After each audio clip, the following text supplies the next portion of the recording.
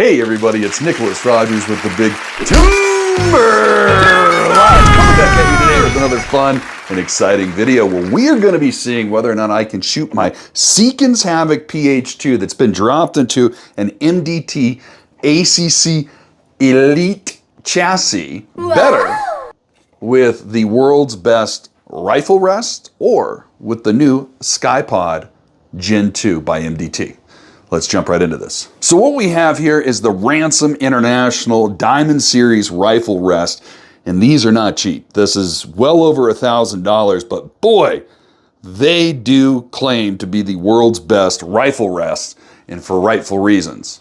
And what we got here is the new Gen 2 CKYE-POD, which is the competition bipod by MDT that we are going to be putting onto my Seekins, utilizing the Arca rail. Woo! That is a good looking CKYE-POD. Wow. A lot of extension.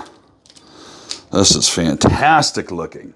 So this is the CKYE-POD mounted on the Arca rail that comes from factory with the MDT CKYE-Elite chassis. It is very, very easy to adjust on the rail.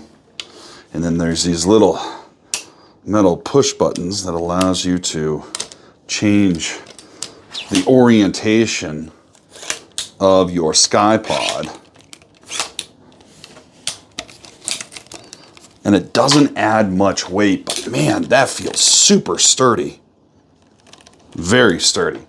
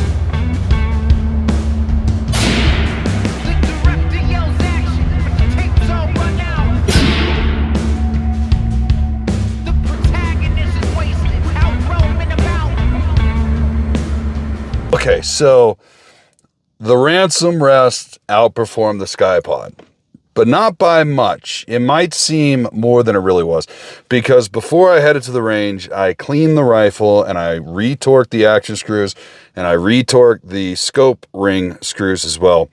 And I think I messed up there because the first group that I shot with the Ransom rest was incredibly tight, 0.28 MOA. That's a fantastic group. But then I made adjustments, and then you saw the group size open up to a 0.8. And then I made more adjustments for when I switched over to the CKYE-POD, and I shot like a 1.0 MOA group. Then I made more adjustments, And then I shot like a 1.4, but it was like 2 were right on top of each other and 1 was really far away.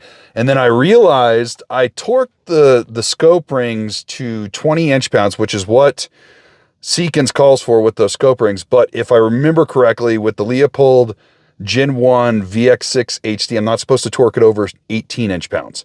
So I over-torqued on the main tube, which prevents the adjustments from being smooth inside. So I'm going to retorque this down to 18 inch-pounds and then give it another shot, because I think what was happening, and with the last group, I actually tapped the main tube pretty hard before I shot it.